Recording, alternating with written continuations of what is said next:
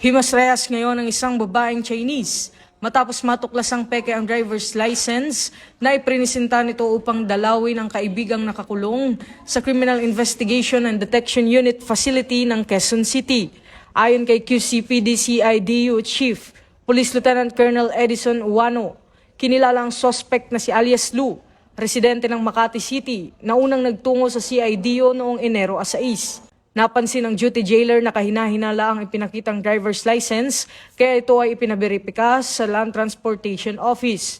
Kalaunan ay naglabas ang LTO ng sertipikasyon na walang records sa kanilang database ang nasabing lisensya.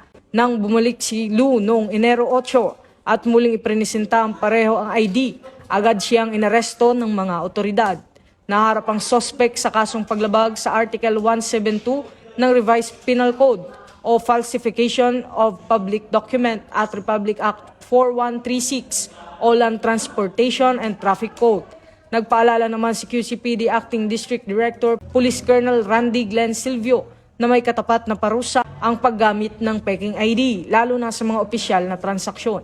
Ito ang bagong PNP para sa bagong Pilipinas, serbisyong mabilis, tapat at nararamdaman.